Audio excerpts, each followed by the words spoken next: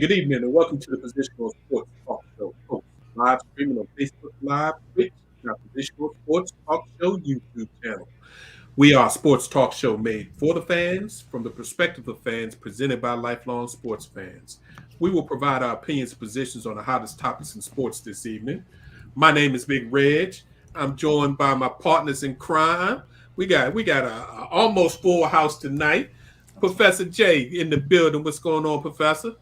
What it do, family? Big Reg, J3, Ed, Sense. What's happening, partner? Let's get it in. Praise the Lord. Sense is in the building. What's going on, my brother? How you feeling? Feeling good, feeling great. What's up, fellas? Ready to talk some sports. And as you can see, I'm wearing my in memoriam Rondo jersey. Yes, had a good run. Sad to see you go to Cleveland, but don't do your thing. That's not burgundy and that's not. I'm sorry, that's not purple and gold. What? Wait a minute. What? Rondo is Rondo. So that's mad respect for a Laker fan to have a Rondo joint. I give you props for that.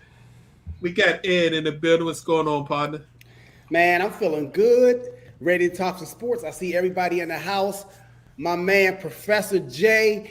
I see he already got the tribute already ready for me. I don't have to say anything. Get it out the way. Yeah. We see you rocking. We got the We Are Family hat on. Got the Steelers shirt on. We see you. Ain't nothing wrong with that. And last but definitely not least, my brother J3. What's going on, partner? Happy New Year! Yes, it's a new year. It's a new day. Let's get it in. Let's get it. So we're going to do some quick hits. Then we got to talk about the college football playoffs. Got to hit the NFL.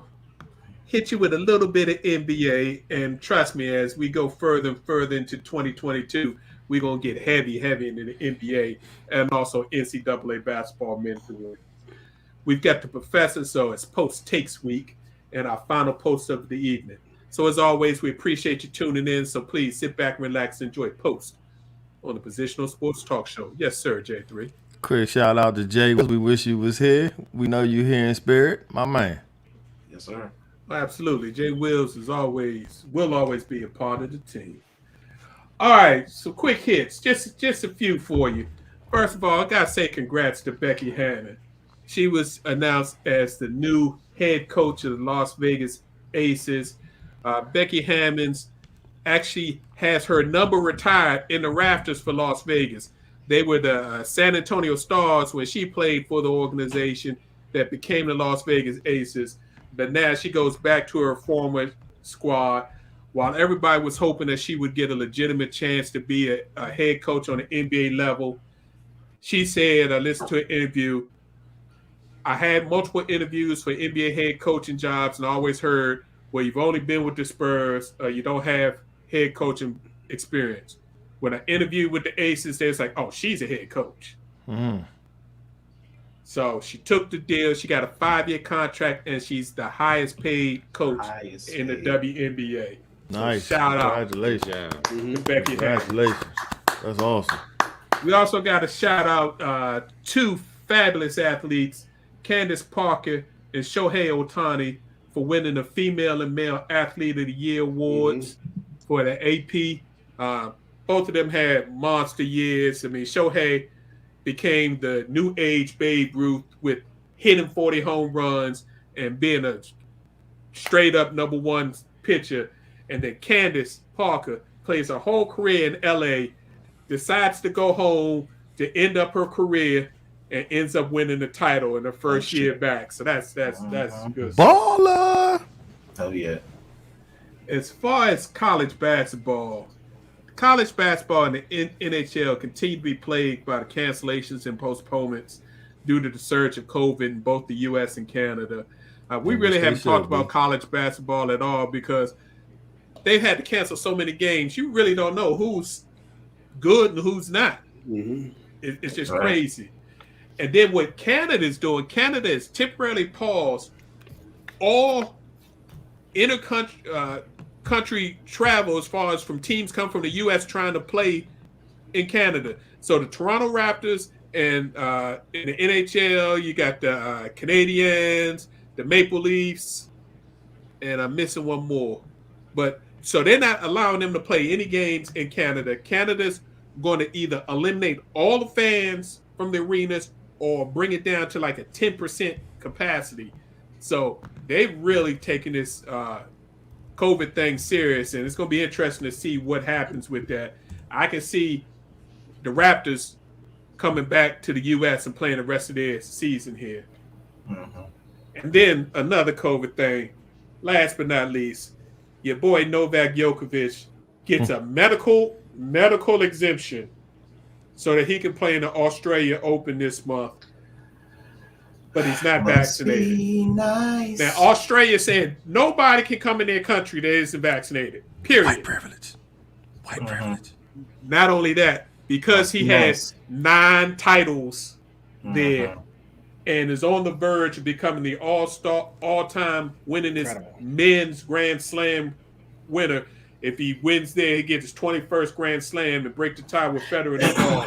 But that is just crazy what some of these countries are willing to do. But let an ordinary Joe try that. Yeah, that ain't happening.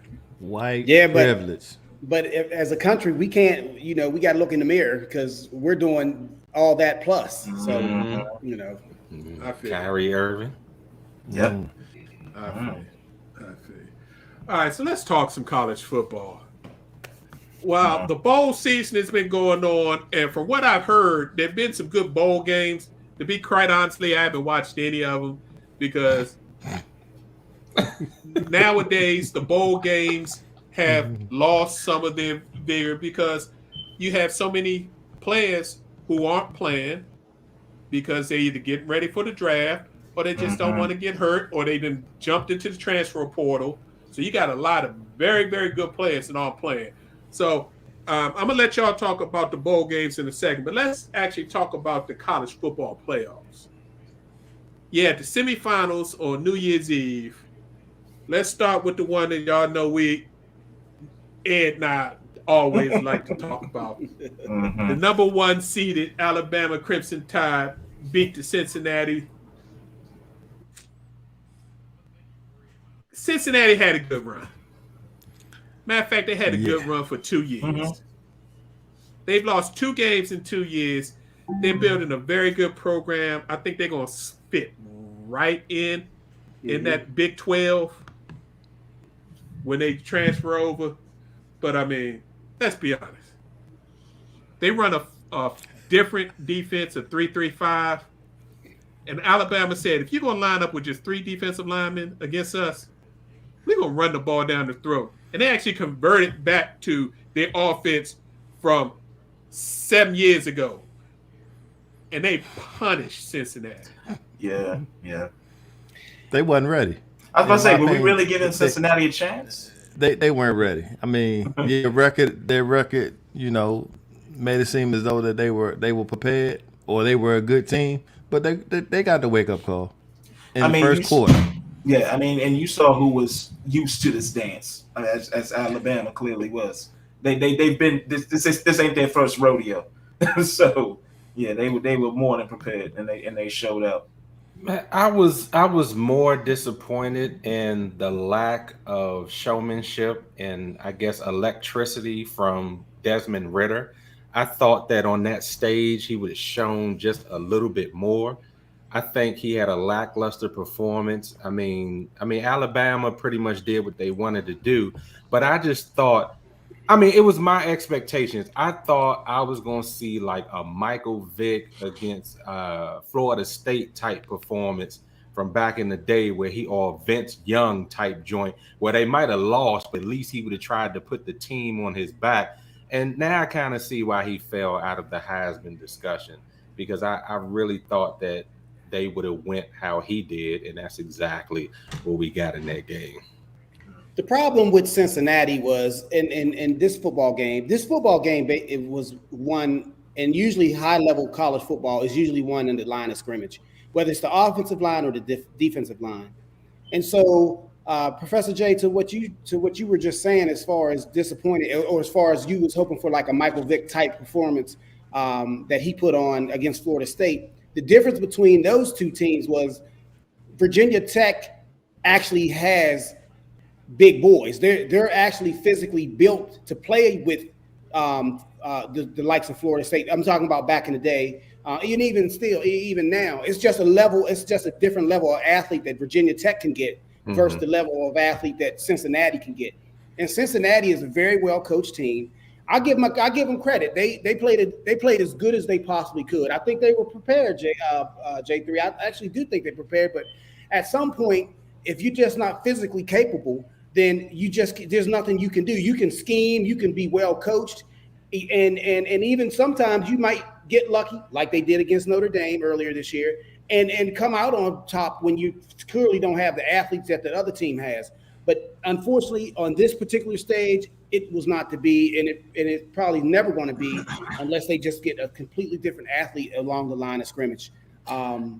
So dare we say that these types of teams, and I'm going to include Notre Dame in it as well, they don't really have any business being considered for the college football playoff because they don't have the same type of athletes. They play in conferences where they can win 12, 13 games and maybe lose one or go undefeated. And then when you put them in the wheelhouse of an SEC or I expect Clemson to resurge and boys like that, they can't really hang with that caliber of player. And like you say, it's in the trenches. If you can't control the line, it's pretty much over on offense or defense. So that conversation with the type of talent that these better and bigger schools get, just because you run the table, should you even be invited to the dance? That brings me to that brings me to another question. Like, should the playoff be expanded? Yeah. Okay, first of all, let's to what? Okay, I'm gonna answer that in a minute, and my answer is no. As far as what you were just speaking on, Professor, I don't put Notre Dame in the category of Cincinnati. Notre Dame is an elite program, but Notre Dame has challenges that Alabama and Clemson and Georgia don't have. The academics at Notre Dame is they don't separate the athlete. There's no special privileges afforded athletes at Notre Dame. So Notre Dame, they're good along the trenches, but I think their skill players are a little, every now and then they'll come up with a set of skill players that can compete, so to speak, week to week. Like a Chase Claypool, will come out of there, obviously. The linebacker, I mean, they do produce skill players, but they just have so many. They don't have as many. Yeah. It's unlike sporadic. the SEC teams that have 2, sometimes 3 deep at positions. Notre Dame will have them 1 deep at pretty much all the starting positions, but the backups are generally a significant decline. Yeah. And in Cincinnati, they may have 5 or 6 dudes on the whole squad that are really the caliber of the big time teams, but everybody else is a good athlete and coached up, plays well. But when they got to go against them big bodies for a whole game, and not just big bodies, big talented NFL bodies that know what they're doing, it's just hard for them. Could they win a game every now and then? Yes. Cincinnati but it's going was to not be few ready. and far between. Yeah, Cincinnati was not ready for that run game. You look at Robinson; he had 26 carries for 204 yards. They wasn't ready. Yeah, I don't think they was expecting Alabama to go back to their old offense, and they never came out of that 3-man front. Alabama was trying to force them out of that 3-man front and out of that defense, and then they was going to open up the passing game. They're like, if you're going to stay like this, have at it. Yeah, and they rushed for 300 plus yards. Yeah, I didn't understand it. No adjustments to that approach. No, real quick, going back to Professor's point, and the reason why I asked the question I asked, you're going to get the same teams pretty much every year, and it's going to make it basically monotonous, which is why I'm for expanding the playoffs, which kind of makes it more exciting, and also gives, teams. I got a treat for you later. That's all I'm going to say. Okay. I'm against expansion because if you're going to expand to 12 teams, now you're talking about, okay, well, look at the teams you're going to invite into the playoffs. Unless you're going to give the first 2 teams, or at least the top maybe 4 teams, buys and let the little guys figure it out, and then come to the challenge afterwards, maybe that will work. But clearly, I mean, there's probably 3 or 4 teams right now as we speak that can realistically win a national title, not only this year, but maybe 3 or 4 years in the future. Let's be real.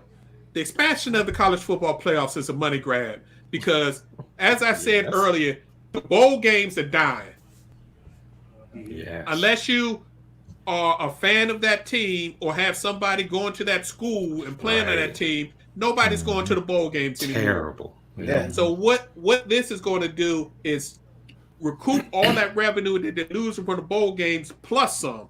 Make them relevant again. Yeah, and they spoke on that on College Game Day. So that's all that is. So should they expand? No. Are they going to expand? Absolutely, because it's a cash grab. Let's call it as we see it. The second game. That was even more of an issue of. Yeah, now I'm disappointed on that one because I was expecting more of a game, but Georgia came in and like when you hear defense wins championships, Georgia proved that they went and took Michigan's lunch money. Like they gave them, shut them completely down. Oh man, they took their heart. So here was the problem. Here's what I saw in that game. I saw Georgia outcoach Michigan. Jim Harbaugh has done a great job this year, but you have to admit that his game adjustments or his game planning leaves a lot to be desired. Because at Jim Harbaugh's core, he's Bo Schembechler reincarnated. He wants to run and be physical and pound you. Even when he was at every stop he was at, whether it was at San Diego State, whether it was University of San Diego, Stanford, San Francisco with Colin, he wants to run that. He wants to run and beat you up and bully you. Well, you can't bully a bully. Georgia is built for that. In fact, Kirby, when he saw that what they were trying to do, he probably went in halftime and had a little beverage. Because he was like, well, this is over. To be a field game. Yeah. I am built for this. And I'm going to tell you, Alabama couldn't run against. I mean, no, that's not a recipe for success against Georgia. It's just not. That's classic SEC, and it's not going to work, particularly if you're not used to it. Enough for them. Yeah. And that was a different level of physicality that Michigan wasn't even used to. And Michigan was supposed to be the physical team. Exactly. Mm-hmm. And you Aiden Hutchinson, is that his name? Yeah, where was he? They shrunk him. He got shrunk him. Yeah, they shrunk him. Man, Yeah. Stetson Bennett, man, he had he was feasting. And see, Yeah, they made that's an Stetson Bennett exposure. look like a good QB. Yeah. And see, that's an exposure for Hutchinson because he was playing up against pro style, offensive players. If you can get exposed like that on a larger stage, and what does that say about his draft status? Right. Exactly. Right. He was on ESPN this morning on a segment of one of their morning shows where they call it pancakes, showing him getting pancaked by Georgia's Saturday. Georgia's left tackle put on his back. Lord. Yeah, that wasn't a good look. Michigan just looked like they were just happy to be there. Yeah, they was just I happy give them to props. be there. They had a good run. It's They a good beat building. Ohio It's a good State. building spot. Yeah. They beat Ohio State, and I think they were just baby glad steps. to make the playoffs. Exactly. And I do have to point out, their into the stadium Jordan sweatshirts was awesome. They They was awesome. Yeah. Oh my goodness. Yeah. They Standing ovation. Yeah. Hey, looked they look good coming They in. looked They look good yeah. coming in. Yeah. They looked it. I mean, and it also helped with their recruiting. They got some pretty good recruits for the next year. So yeah, kudos to them. I think it's a challenge though. I don't know how those northern teams can compete with these southern teams and the west teams like USC is getting ready to start coming up again under Lincoln Riley. But it's just for me as a 17-year-old, I just couldn't imagine me going to where it was 10 degrees outside, 3 feet of snow, and you're covered up half the year, as opposed to going to like a Florida, a Georgia. I mean, anywhere in the South, you name it, LA. It's just, I don't know. We'll see how the recruiting goes in Michigan moving forward. Obviously, they're Michigan. There's a brand associated with that. There's extreme value in that education that they get from that school. But I don't know, man. Plus, you got to keep in mind too, Ed. This is D1 school, so they are going to get TV exposure. Yeah. TV exposure, and now with the NIL, I mean, hey, anybody, as long as they can get that exposure, that's all it takes to make them look better. Yeah, I think you still get some people that say, yeah, I can go to USC, I can go to Bama, I can go to Georgia, but I might have to wait a year or two. I can go to Michigan, I might be able to play right away. Play right now. Yep. Yeah, that's true. So that's the difference. All right, so we got the championship game coming up this Monday the 10th. It's going to be on ESPN 8 p.m. at Lucas Oil Field in Indianapolis. The rematch. It's the rematch. SEC. It just big matters payback. more. It just Bully matters against more. bully. The big payback for Georgia. The question is, will Kirby be the second Saban assistant to beat him in a game this season and the second overall? Or will Bama go back-to-back national championships for the second time in the Saban area? Old Saint Nick. Well, I think he's going back. I think he's going back to back. I have concerns about some injuries that Alabama has along the offensive line and their defensive secondary as far as their cornerbacks. But I'm not worried about Georgia's wide receivers. Now, they're tight ends, yes, but not the wide receivers.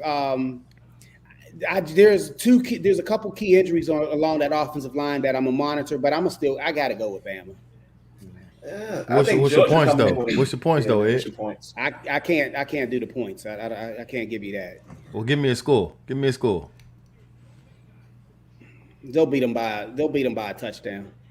That's what I was thinking about I Saturday. think Georgia coming in with a chip on their shoulder, but yeah, but Alabama, it's gonna be fun to watch. But Alabama's Alabama, to your point.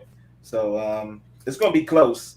But for right now, I give the edge to Bama. I think it depends if Bryce plays that game that won him the Heisman, in my opinion, the first time they played Georgia, and they're airing the ball out and they're having their way with Georgia's secondary. I think in the trenches they're at a disadvantage, but we said that the first time and they went out there and they lit them up. I don't think it's going to be a light them up type of game. I think it'll be, they'll grind it out at some points, but I feel like this will be a 27-20 type of game, last drive type situation where if Bryce can get it done, then Bama will hoist the trophy. But like you say, the receivers for Georgia don't scare you, but those injuries and primarily to Bama's wide receivers is what makes me a little nervous. But you got Robinson. He won't get 200. He'll probably get 80 yards against that Georgia defense. But I think it'll be a closer game than most might think. But I still think back-to-back championship for Bama. I think the key to this game is real simple. Georgia's defensive line got very little pressure on Bryce Young in that first game. And they were shocked that they couldn't get any pressure on him. If Georgia doesn't get pressure on Bryce Young, they're going to get lit up again. So I think they're going to blitz more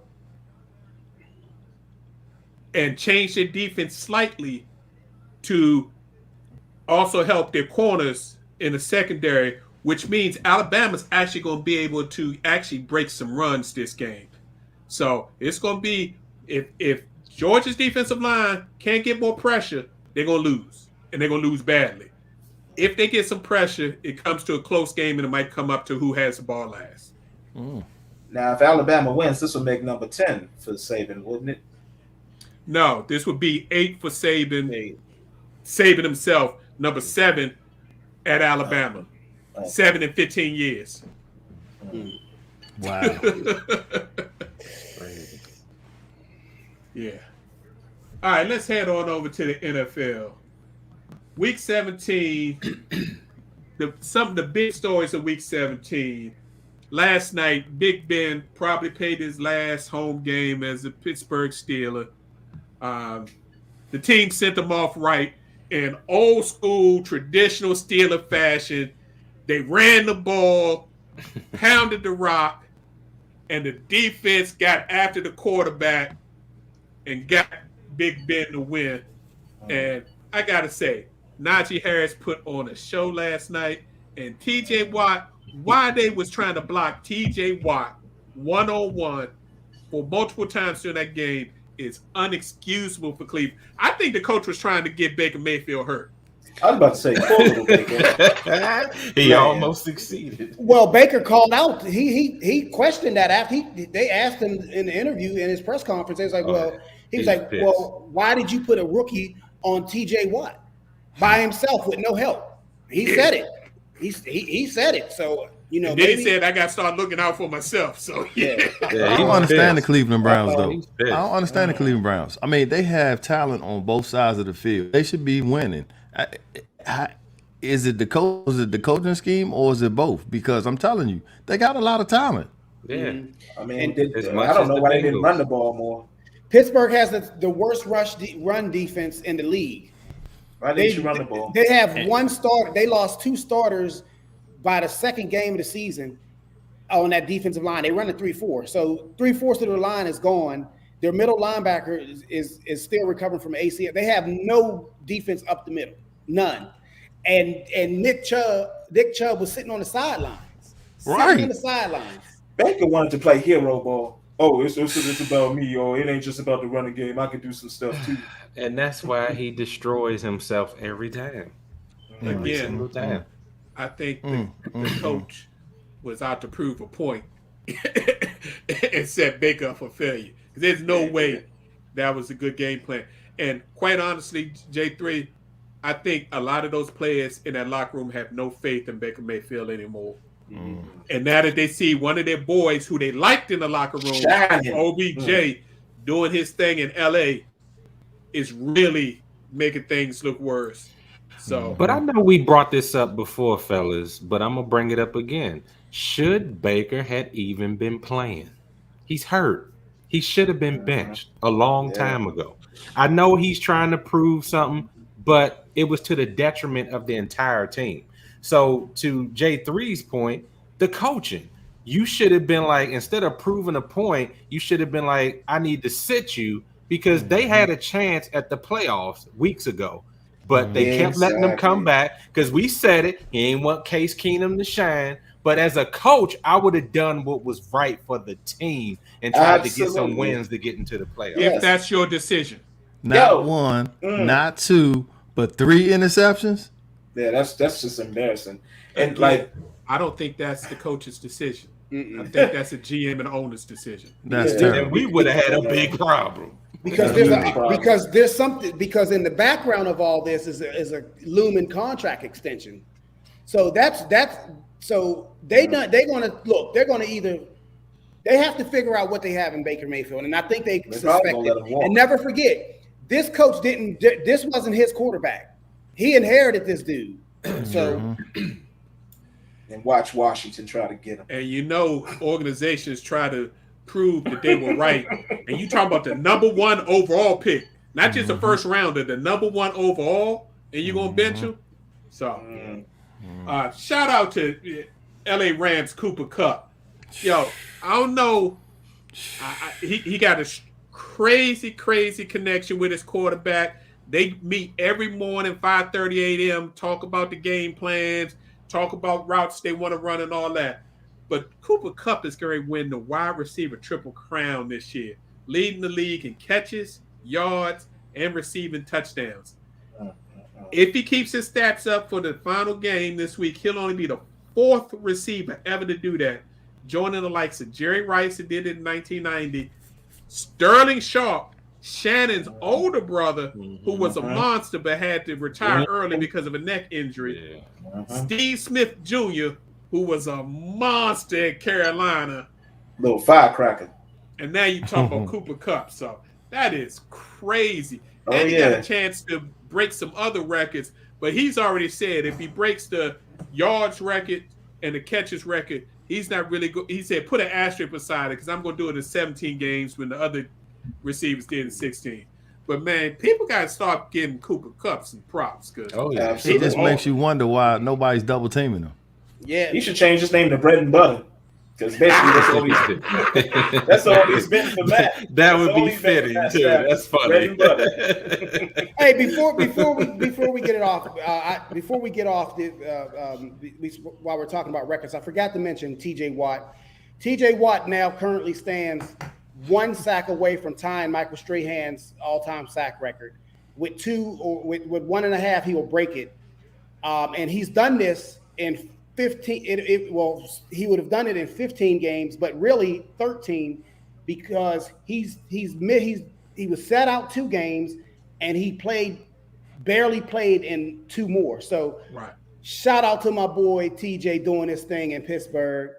Hey, Ed, you think he and Lamar Jackson are boys? And Lamar lay down for him to get that sack record? Well, the thing about Lamar is I don't think Lamar's going to play. I think Lamar's hurt, man. I think he's really hurt. He man call Huntley there and be like, look, man, I get you a steak dinner. Lay down like Brett Favre for me. Now they're going to do everything in their power for him not to get a sack because he had 3.5 last game they played. And they don't want nobody celebrating or being nobody's footnote.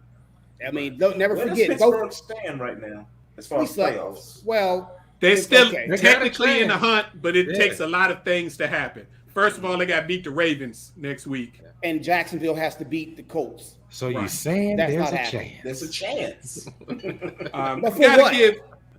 Gotta give some respect to Kyle Pitts. Kyle Pitts became the second rookie tight end to have 1,000 yards in his first season, joining the coach, Mike Ditka, who did it 60 years ago. Wow. For people who don't know, Mike Ditka is a Hall of Fame player as a tight end. Yeah, he was a beast. Were they still playing 12 or 14 games when Mike did it? I think he did it at 14. Okay. Yeah. Beast. And they weren't throwing the ball that much when he was playing. That's how much of a monster he was. Just mauling people. And last but not least, we got to go ahead and talk about this. Y'all boy AB. Superstar. Went total meltdown in the third quarter of the game where Tampa Bay was already down 2 touchdowns, losing to the lowly Jets. And this dude throws a temper tantrum, takes off his pads after multiple players tried to stop him, then takes off his shirt, throws it in the stand, then runs down the freaking end zone, talking about peace to the... I don't want to play football with y'all. What's wrong with y'all, boy, man? That was crazy. Mental health, man. We've talked about this before. He definitely has a problem. It hasn't been addressed yet, and unfortunately, there's no one on that organization that can maintain his health issues. And he really needs some psychiatry help badly. Yeah, I think he's being enabled a lot because of what he can do most of his life, and they're not holding him accountable. They, keep babying him. Tom vouch for him, like, oh, let me take him under my wing. He's a changed man. I can change him. But when you talented like that, that's exactly what goes on. I mean, as much as Tom Brady says he's his friend and he's saying you need to, think about the other side of the coin, Tom is one of those people who enabled him, by rolling out the red carpet for him, trying to pull him under saying we need this type of guy on the team. So he has to take some of the criticism as well. But the mental health standpoint of it is something that the NFL really needs to do a better job. I know we see the commercials now. I know we see some semblance of them trying to get in front of it, but there needs to be more of an effort because you have players that are killing folks. You got players that are killing themselves. You got folks that if they would put some things in place, you can not only catch these things early, but force these Bammers into programs. You want to get paid? This is what you need to do. And then you'll get them to start complying and doing some things that will make them express the things that they need to get out to make them much better people. And I hate it because I don't like them, number one. But as a human being, I want him to get the help that he needs, and I would hate for a person's career to end prematurely because they can't get that stuff together. So I got a question for y'all. Have you all heard him actually say he had mental issue problems? Nah. And see, that's the question, and that's what I wanted to put on the table before everybody. Why is it that we always assume that when someone's acting out of character, that the norms of what we consider the way you're supposed to act, that we automatically assume that this guy has mental health issues? Because we can't assume it, but his behavior says that there's an issue there. And it might not be that. I think I mentioned it in our chat. It could be bipolarism, but there is definitely something there that needs for the 30-something-year-old man to behave that way. But Professor, think about it, because Ryan Clark said, former Steelers safety, former Washington football team safety, and now ESPN personality. Ryan Clark said when Antonio first got to Pittsburgh, he said when he gets some money, he's going to be a problem. And so what I'm saying is, let's go back into a few years before that, his college years. Let's go back to his high school years. Let's go back to the beginning as far as his early childhood years. What type of environment? Who was in there? What mentor? What type of influences did he have on his life to tell him, though, no, Antonio, this is what you're supposed to do. No, Antonio, I think you should do it this way. So what I'm saying is, maybe he doesn't have the tools to cope. Then that would consider. I'm sure that would fall into the mental health issue. But maybe it's just like a behavior issue. Maybe he doesn't know how to function, as we say, normal. Even with behavior, the question becomes, does this individual know right from wrong? Okay. Right. If AP says that he knows right from wrong, then you got to question, well, why would you do something like this to this extent? Let's go back before that. What he did to Pittsburgh, when you got your coach on blast talking about the New England Patriots on Facebook Live, a team that you faced the very next week. Why would you do something like that and then think that it was normal and then kind of scoff at your coach because he reprimanded you for it? If he doesn't know right from wrong, then we're talking about a mental issue. But if he does and he decides to do it anyway, then this is an individual who could be so narcissistic that he don't really give a crap about what people think about. There you go. But what I'm saying is there is a problem there, but you are right. We just can't lean on the mental health thing because there could be some other issues there. So great point, Ed. Great point. Yeah. I think it's more than likely it's a combination of both. He definitely, if you do some research on AB and his family background and all that, there's some serious issues and demons that he's probably never dealt with correctly about his parents and all that, and the way he growing came up in Liberty City, Florida. Miami. Yeah. Mm-hmm. So there's some issues there. But I also think that there's another issue, and it may not be per se mental health.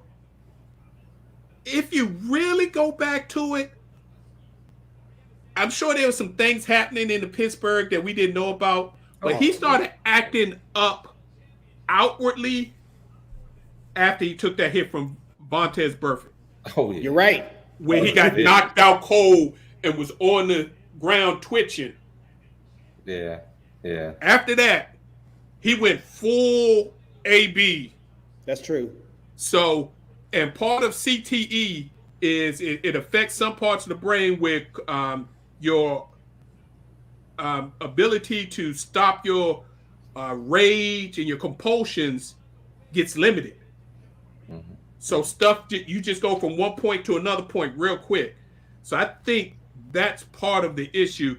But unfortunately, the professor found some stuff today. They're trying to work on a way to really test people for that. Mm-hmm. Because as we've seen, we've had a bunch of young NFL players die recently, and all of them had CTE issues. Mm-hmm. Yeah. And I'm glad you brought that out, because there is a new experimental technique, and this is for our viewers as well, that before you can only test for CTE after someone died. You would do a cross section of the brain, take tissue samples, and then you would find evidence of, things that cause, the deterioration of the brain.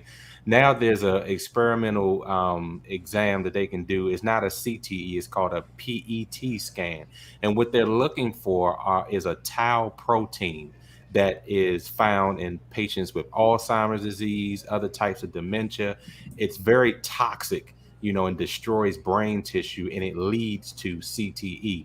So now if players, and not just players, but people who've been in bad car accidents, just head trauma, if people are willing to have that exam done, then now on the living, they can kind of find the levels of that protein, which could be a marker for making sure, or seeing if people have early stages or full-blown CTE. Again, there's really no cure for it, but at least we can start to notice when these things are happening in people, and you can correctly diagnose them. So we're in no way saying that he has it, but these are things that if people lend themselves to research and kind of saying, look, I want to find out what's going on with me, then those could be some other avenues that people can look into. Well said. Going back to AB real quick, now that the smoke is cleared, it's being reported that Tampa Bay is thinking about suspending him as opposed to kicking him off the team. Which is smart. Because I said, why would Aaron stand up there and say he's done as a Buck? I would not allow him any leeway to get picked up by any other team. I'll keep his butt. Remember what Tampa Bay did to Keyshawn Johnson when he got out of control? They was like, we just going to deactivate you. Sit your butt over there on that bench. Yeah, they're also concerned about possible legal actions, because he might say that he was injured and all that. So if they don't just cut him now, you can't cut a player when he's injured. Right. So if they do this and just let the season end and then just let his contract run out, they'll be doing that. Good question, Carolyn. I don't understand why players are still headbutting each other too. Me neither. It makes no sense. Slapping each other on the back of their heads and all that. Yeah, it's something that's a part of the fabric of football. But it needs to stop. And even worse, Big Reg and Carolyn, why coaches do it without a helmet on. It needs to stop. All right, let's talk about these playoff positionings real quick before we get to the NBA. In the AFC, you've got multiple teams that have locked down their divisions. The Tennessee Titans, Kansas City Chiefs, Cincinnati Bengals have all locked down their divisions. Right now, the Titans have taken over the number one seed in the AFC. Wait a minute, hold up. Tannehill. The Bills gotta give him some credit. The Bills and the Patriots are tied at 10-6. So their final week will determine who's going to win the AFC East. Both have already clinched playoff berths. And then you have, if the Colts win, their last game, they're in. And then we're going to have a winner-take-all, Las Vegas against the Chargers. Winner gets in the AFC. That's dope. Hey, since what were you talking about? You can't get rid of who? Tannehill, the Titans. No matter how hard you try. If number 22 don't come back soon for these playoffs, you ain't got to worry about getting rid of him. He's gonna be out the first game. But we gotta give that coach mad props. Oh, Vrabel knows. Yeah. Oh, he's good. Yeah. They've been without Derrick Henry for 2 months and still top of the AFC. Now let's dig into their record. They play Jackson. They do play. I mean, you can only play who you want. I mean, you're right. You can only play who's available. I mean, Jacksonville twice. Who else they got? Houston twice. That's 4 wins right there. How many wins they got? It's their division. It's a division, but hey, you play who you play. So think about it. They play Jacksonville twice. That's 2 wins. They play Houston twice. That's 2 wins. They play Carson Wentz twice. That's 2 wins. We can say the same thing about Dallas. Right? I'm just saying. I'm just putting it out there. I'm just putting it out in the universe. That's it. And the coach. You can say that about the coach too, because they've had a weak schedule. Miami as well. They've had a weak schedule. Yep.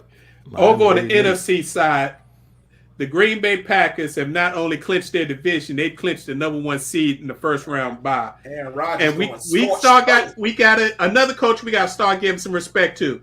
This is 3 years in a row with 13 wins. Mr.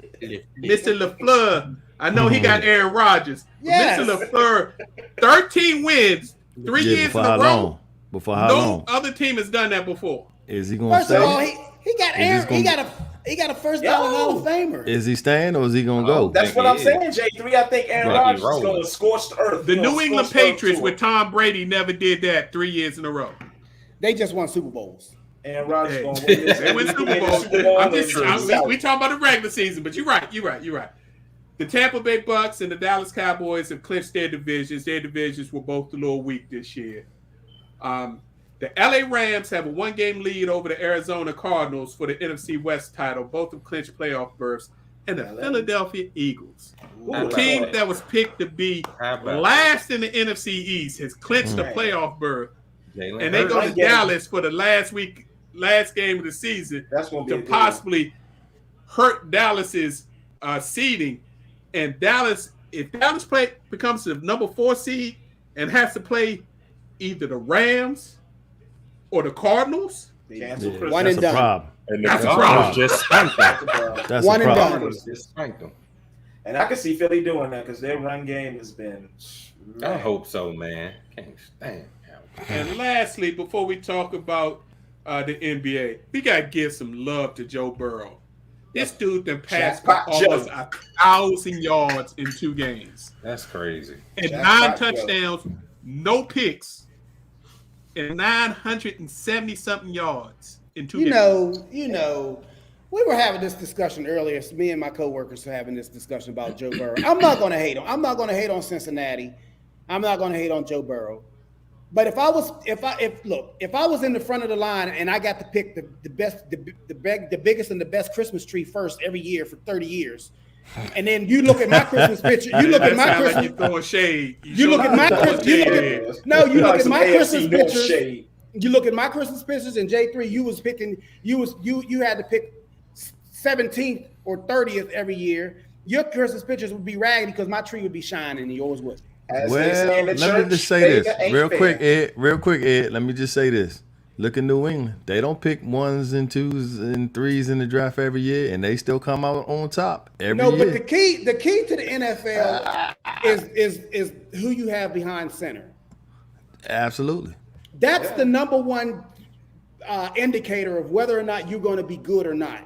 Big Ben is finishing up a Hall of Fame career. He'll be 18 years, and he's never had a losing season. Never. You're right. Never. In 18 years, Pittsburgh Steelers fans have never experienced what it feels like to lose. Now, 8-8, it might be a loss to some people, but they've never experienced a losing season. Why? Trust me, it wasn't the personnel. it was the quarterback. It's always the quarterback. Look at New England. You just used that example. Tom Brady goes away. Now there were some other factors involved, and New England all of a sudden sucks enough to get the 15th pick in the draft, and now they found a quarterback, and voila, back in the playoffs. It's the quarterback. Yeah. Fave ain't fast, they say, and which Washington can't seem to get right. No, they'll get one. We'll be in the draft this year, picking 15th or 14th. We'll be talking about that once we get to the offseason about who needs to do what. All right, let's hit this NBA real quick. You got some possible first-time sightings coming up this week or this weekend. Your boy Kyrie Irving is set to make his season debut. It has to be on the road because he can't play at home against the Pacers on Wednesday. That irks me, man. I'm It telling you does as a me fan. too, It man. really Speaking of irks me. favor ain't fair. It's terrible. That's just terrible. That's just terrible. Man. Yeah.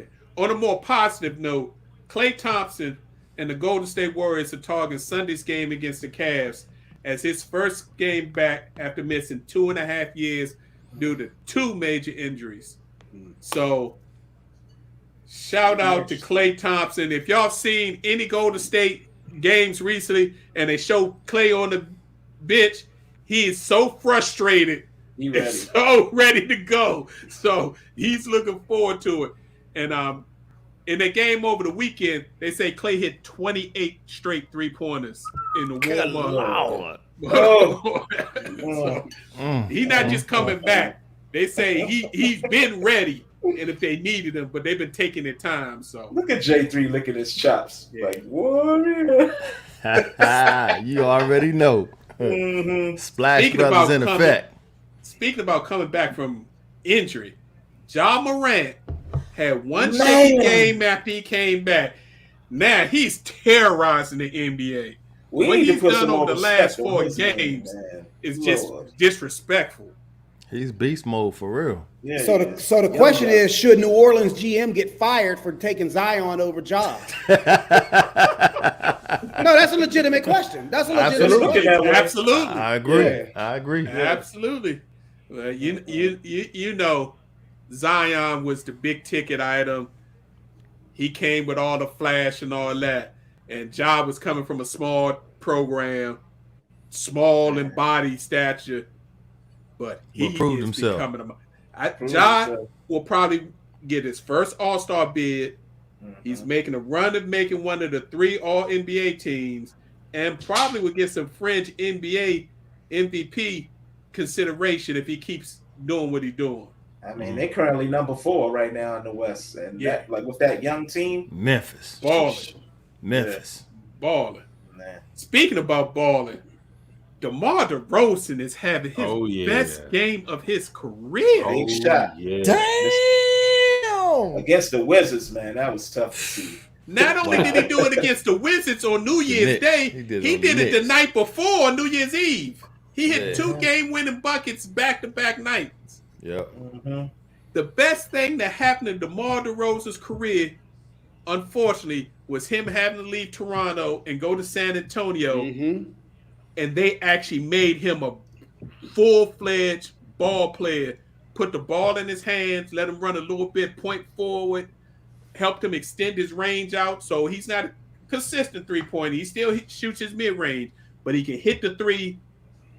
And what him and Zach LaVine are doing for the Chicago, y'all know Chicago Bulls are first in the East right Number now. 1. Mm-hmm. Yeah. Let's also put some respect on Lonzo Ball's name. He's been Yeah. been definitely a vital part in that offense as well, and playing defense. Yeah, but LaVine and DeRozan are the top scoring duo in the NBA, and they For both now. averaging like 27 points a game. For So now. they both getting it. Calm down. For now. Hey, who's Chicago's coach? I know they had a new coach this year. Who's their coach? Billy Donovan. Billy Donovan. Oh, he can coach, can he? Yeah. Oh, he can coach. He can coach. See, what bothers me about the DeMar DeRozan, and this for people, I mean, this is how we measure your IQ with sports. DeRozan has never been respected like he should have been all these years. Even when he played in Toronto, he has always been that type of player that was never shy about doing the dirty work, but he can also score and do the other intangible things on the court. I love the fact that now he's able to shine, but people that are just recognizing his game today, I mean, they haven't been paying attention. This guy has been balling since he got in the league. And being able to go down there with Pop, somebody like that, to kind of enhance his game, and now he's doing what he's doing. I mean, you guys should, well, not you guys, my brothers here, but folks out there should have known that this guy was the caliber player that he is. So the question is, why couldn't he take Toronto to the promised land, and then they brought in Kawhi and he took them all the way? Well, it was coaching, number one. They did transition the coach. That was what's his name? Casey. Yeah. So the coaching change happened. So, you know, philosophy changes at the same time. And I think that had he got another opportunity, but you're not going to pass up the claw, you know, coming to your team. But had that team stayed intact, I do think that they would have been, I'm not going to say they would have won it, but they would have been more competitive and getting deeper into the playoffs. Let's be real. Toronto didn't get to the championship because LeBron was in the East. Right. It was LeBron left the East, went to LA, got injured. Toronto wins the East that year, and then the Golden State Warriors not only lose one player, lose two players in the playoffs. So, J3, let me ask you this. Did Kawhi do so much more than DeRozan could have done? I don't think so. I mean, I don't think so either. I'm just asking because you're right. DeRozan has been a very good player for a long time, but like you said, he hasn't been getting his props. And so while he was there, because you figure he was the only person that left to go to another team, and Kawhi came there and they won. Now, did they have the players? Did they have the role players that they had Van Vliet? They had Van Vliet and all them guys. Sometimes you need a change up to put everybody on edge. And that's where Nick they were Nurse comfortable in Toronto. Bringing Kawhi in, put everybody on edge. Everybody knew Kawhi was the man. He was going to be this. And Kawhi's that quiet assassin. And he had that killer that you didn't necessarily see in DeRozan then. Now DeRozan is showing that. And I think a lot of that, again, has to do with him going down to San Antonio and them expanding his game and giving him the confidence that we need you to be the guy. Yeah, shouts out to him, man. Yeah, sometimes you got to get a different environment to bring everything out. Just like LeBron had to leave Cleveland to go to Miami to learn. It's true. Really? All right. So to wrap up, the Golden State Warriors continue to lead the West and the NBA. They're one game ahead of the Suns with the best record in the league, with Utah only 2.5 games back. And as we mentioned earlier, the Chicago Bulls are now leading the East. They're 2 games ahead of Brooklyn and the Milwaukee Bucks. And the Heat are 3.5 games back.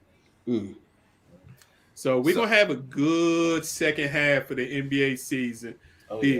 Unofficial second half begins after the All-Star break. So real quick, fellas, does Kyrie make a difference and put the Nets back on top? He could. I think that's going to blow up. That all depends on which Kyrie shows up. Right. But you only get them for road games. Exactly. Which could prove vital. Which could prove vital because depending on who you play on the road, could totally mess up your rotation because now you're gonna have players who get to play at home but don't get to play on the road, and how they gonna take that? Well, he already messed it up, just like you just stated, because you taking time away from players who already started gelling with the team when he wasn't there. Well, hey, that's who KD wanted. So the Nets would have been better getting Rondo. We will see. Wow. All right, Professor, you ready for your takes so we can get up out of here? Yes, sir. All right. So step right up. And good evening to everyone. So today's post takes are going to take an unexpected turn, but I think, fellas, you will enjoy this. Who would you say was the top commissioner in all of sports? Who would you say? And let me make it specific. Who would you say was the top commissioner in college sports? That's a real question. College sports? Yeah. College sports. Nick Saban. Commissioner. I'm talking about conference commissioner. He does. Oh, he conference runs. commissioner. He runs the SEC. Yeah. Okay. Like, I'm just messing with Yeah. that. Now, The guy who's just retiring, he can retire. The SEC commissioner. Sankey? Is it Sankey? Yeah. Something like that. Sankey, yes, and Sankey is not retiring, but let me just get to it. So, SEC Commissioner Greg Sankey is perhaps the most powerful figure in college sports, leading a conference that takes center stage Monday night in Indianapolis. Sankey has helped solidify the SEC as the cream of the Power 5 crop, a league so lucrative it can soon generate more revenue than the NCAA itself. In 2020, despite the Big Ten and Pac-10 initially opting to cancel their football seasons, Sankey never wavered on his plans to play. That's when he went from being a methodical, plotting leader to being the man who saved college football, according to Paul Feinbaum. A few months later, he brokered the SEC's new 10-year, $3 billion deal with ESPN, including a clause that triggered an increase if more teams were added. And who did they add? Oklahoma and Texas.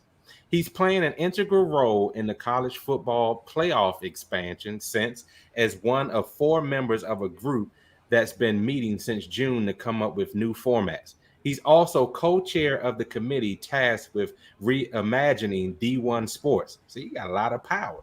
If the Power 5 ever breaks away to form their own super division, Sankey will be one of the ships, one driving the ship. A native New Yorker with a degree from SUNY Cortland and master's from Syracuse, Sankey headed to Texas in 1992 to join the Southland Conference, becoming commissioner in 1996 at the age of 31. 6 years later, then Commissioner Michael Slav hired Sankey as associate commissioner. In 2015, he replaced the retiring Slav. I've never heard him raise his voice, is what a lot of people have said about him. He won't force anything, and he doesn't have to talk. And if he doesn't have to talk, he won't talk. The big picture, guys, is that the Power 5 commissioners will see their influence grow in the coming years as the NCAA cedes much of its power to leagues through a new constitution. None more than Sankey, who is 57 years old, the second longest tenured of the bunch. So you have the Big 12, which is led by Bob Bowlesby. You got the SEC by Sankey. Big 10 is Kevin Warren. ACC is Jim Phillips. And Pac-10 is George Kliavkoff. All right. So this is a man that has said to have just as much power only behind the commissioners of the NBA and the NFL. So look out for Sankey to really broker some deals, not only to expand the college football playoff, because we already said it's about that money, but he's also going to end up forming this super division that the NCAA won't be able to touch because they'll be generating so much revenue that it'll be a moot point to even challenge his tenure as the commissioner of the SEC. So there's your post takes for the week. Yeah. Wow. Yeah. And to be honest, the other commissioners are a little envious and a little scared of Sankey and what's going on in the SEC. Because not only is SEC doing well in football, they're starting to do better in basketball. Mm-hmm. And if you look at the other sports, golf, track, tennis, gymnastics, they've been powerhouses in those for years. But we just don't talk about those sports. So, yeah, they're getting scary. And with two teams in the national championship again, it's like it just matters more. It's just different. It's just different. That should be the SEC's motto. It's just different. Hey, send Sankey a tweet, man. Right. All right, fellas, it's time for our final post. Professor, why don't you start us off? Yes, let's go ahead and hit it. It is January, which means it's National Mentoring Month. You see my backdrop behind me.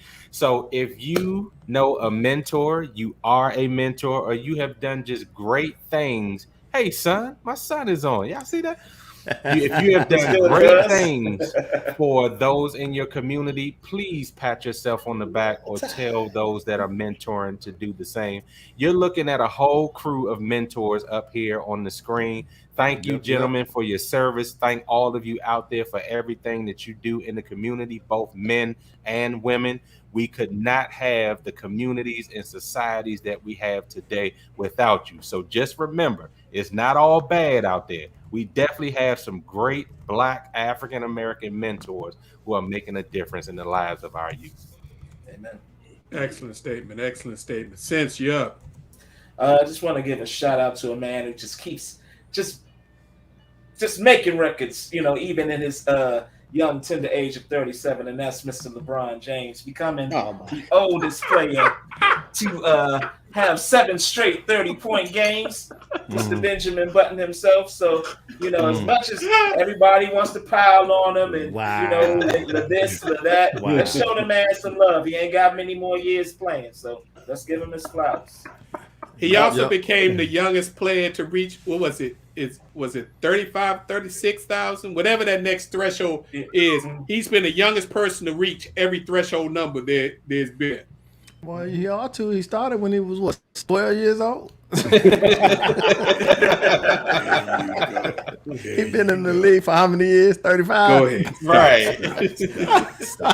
All right, then you up, partner. Look. Obviously, I got my Steeler gear on, my Pittsburgh gear on. I just want to say hats off to my boy Big Ben. Hope you enjoy your retirement. We saw Big Ben burst on the scene in 2004 as 11th overall draft pick. We got lucky. Pittsburgh drafted him, got lucky. There's been some maturity issues and some growth associated with Big Ben, but the highs far outseeded the lows, outweighed the lows.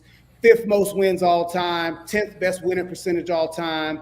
3 Super Bowl appearances, 2 Super Bowls, no MVPs, ironically, but that was more, a little, I think, political. So I'm glad that he's ending the game. His last game, it should not have been in Heinz Field. It has to be in M&T. Why? It's because that's where he burst on the scene when T-Sizzle broke Tommy Maddox in half. Big Ben came in as a rookie. Big Ben came in the rookie. That would be his last loss. He went 15-1. He lost in the AFC Championship game to the GOAT. But other than that, hats off, Big Ben. Thanks for the memories. Thanks for never letting me say that we're losers in Pittsburgh. Ride out. Hey, where is BJ when you need him?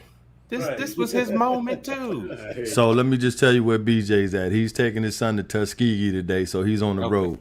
All right, shout out BJ. Congratulations. Hopefully you listen to the podcast, BJ. Oh yeah, he'll definitely listen out. But yeah, that's where he's at.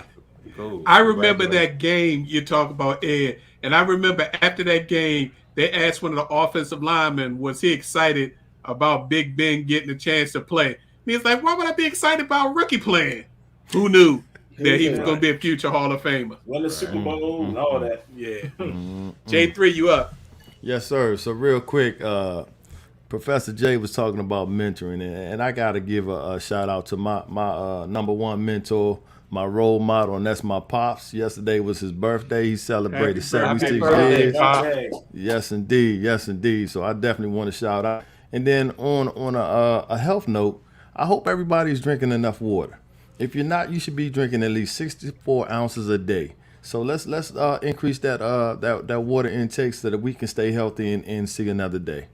Yes, sir. Good point. Good point. And I'd just like to just shout out, we're getting near the end of the NFL season. Got one more game in the college football playoffs. If you enjoy football and football is your number one love, please enjoy these last few weeks, because when they're gone, while there's always stuff about trades and transfer portals and rookies coming in, it still ain't the same as the game. So enjoy the game while we have it, because it'll be gone, and then we'll have to wait several months until the end of August to get it going again. So keep enjoying that. All right. As usual, we'd like to thank you all for tuning in and listening. We appreciate your time and opportunity to share our opinions and positions on sports with you. We're here each and every Tuesday, 7 p.m. for the live show. You can catch us on Facebook Live. You can catch us on Twitch. You can catch us, of course, on our YouTube channel, Positions on Sports Talk Show. If you can't catch the live show, please check Facebook or our YouTube pages. We upload the shows. And if you like podcasts, check any of your top podcasting platforms. Just type in Positions on Sports Talk Show. You'll be able to find a whole bunch of our past shows. We appreciate any feedback you have on there. And again, thank you. We'll see you next week, 7 p.m. Same bat time, same bat channel. Have a lovely week. Stay safe out there. Peace. See ya. Please. Thank you.